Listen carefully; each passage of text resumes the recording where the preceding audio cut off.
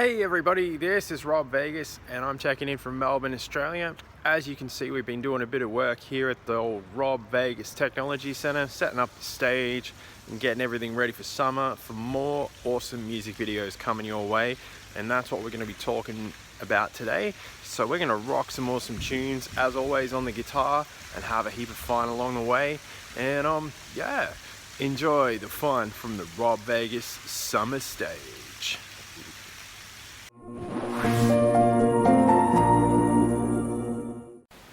Hey everybody, this is Rob Vegas. We're checking in from Melbourne, Australia, and of course we're back with another awesome music video today, and we're going to check out another request that we've had. This time it is from Rage Against the Machine, so let's just jump right in and play some riffs. This one's Bulls on Parade.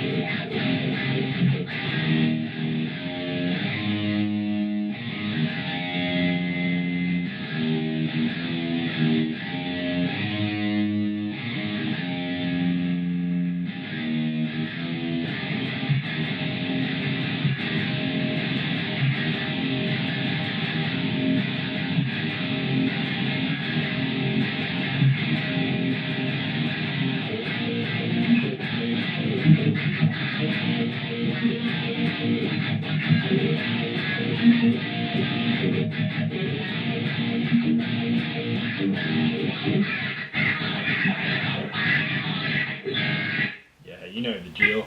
It's Bulls on Parade by Rage Against the Machine. So it's a pretty cool song if you've heard it. If you haven't, of course, check it out once you've finished watching the video.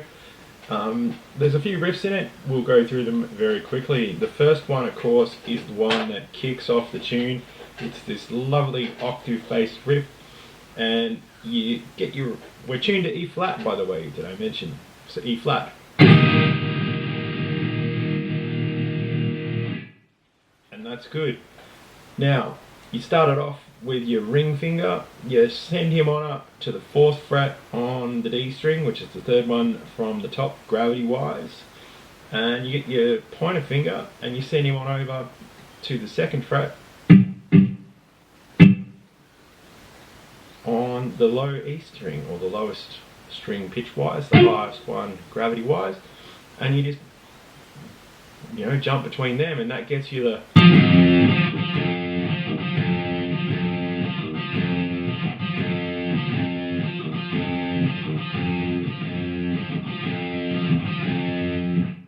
gets you that riff. And the next riff, of course, is like this one that sort of kicks into the main guts of the song, and it gives you this little...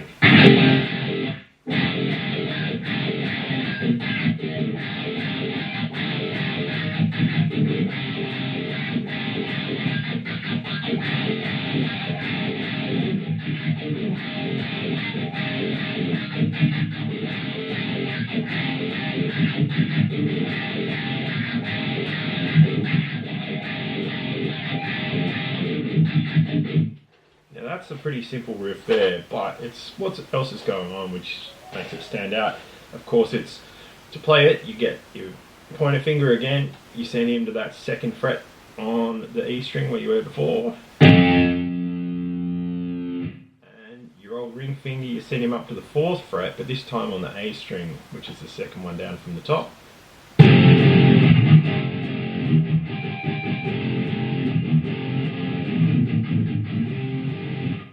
Play it like that with a couple of muted strings in between, so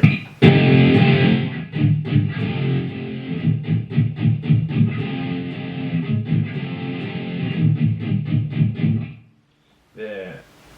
But of course what makes it stands out is it's got the effect on it, which is a wah pedal, and it gives you that.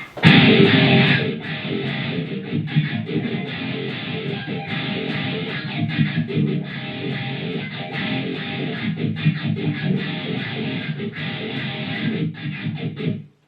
And it gives you that sort of funky effect that makes it pop. The next part is the verse riff with the vocals over it, and this one goes.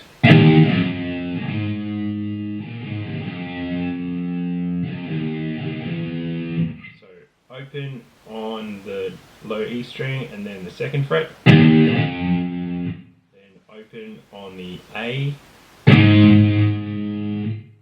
second fret on the A and then back to open, then open on the E and back to the second fret on the E, then open and then the first fret on the E.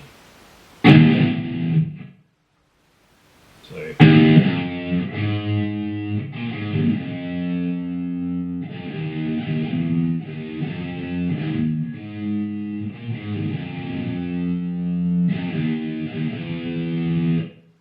and that gets you across the line in terms of that verse riff. The next one is the chorus, or the whatever we call it, and that is.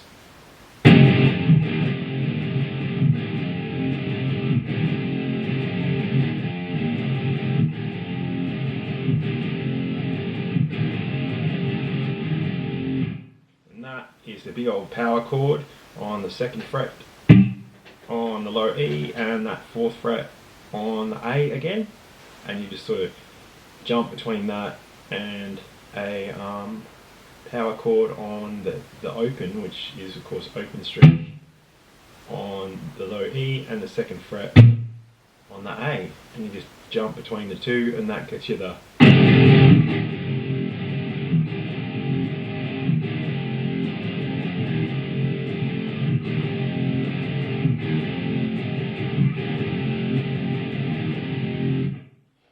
Cycle through that twice and that'll get you the meat of the song, and then of course it wouldn't be a Rage Against the Machine song without a middle part.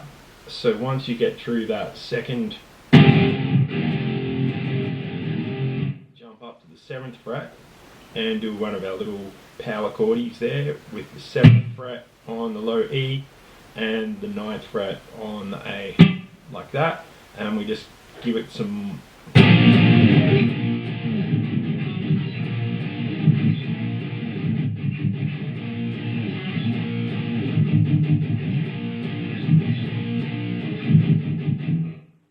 In the song it's got that wah effect on it again, so you get that.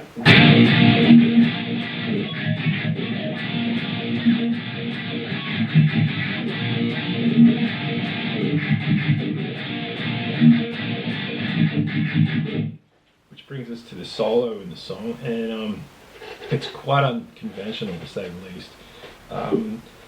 From what I can see, when the guitarist in Rage Against the Machine plays the solo, he's doing a combination of, like, he uses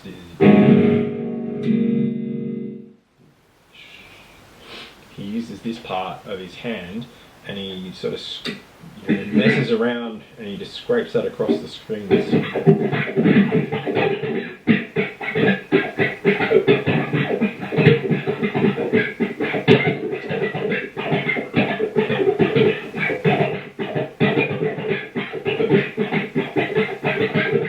To make these sort of record scratch sort of DJ rap sort of sounds, and that's cool. That's how he does it, and he's able to pull it off.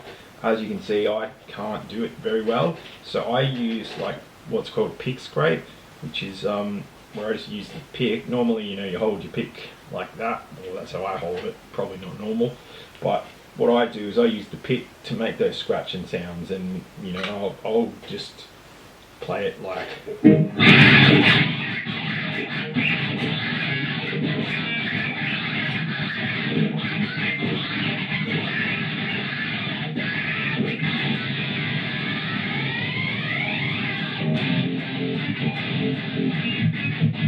And that just sends you back into that main riff. Anyway, that's how I do it. I have done it using some other effects like just delay pedals and just weird stuff, or even a tremolo, and you know, whatever sounded right at the time and got the job done. So it's one of those because it's such an abstract, unusual solo, you know, it's not like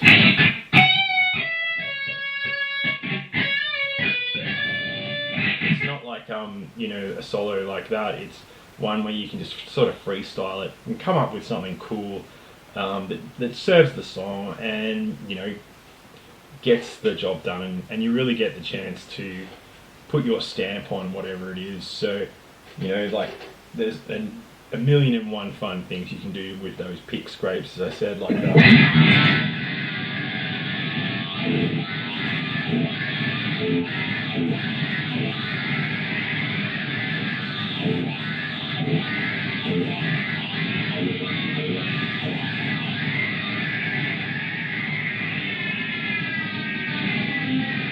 Like that could be your solo. I don't know.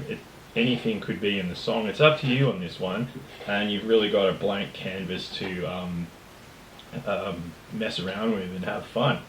And that's what, you know, grabbing the old guitar off the stand is all about. You know, having fun and sharing some music with your friends and your buddies and stuff like that.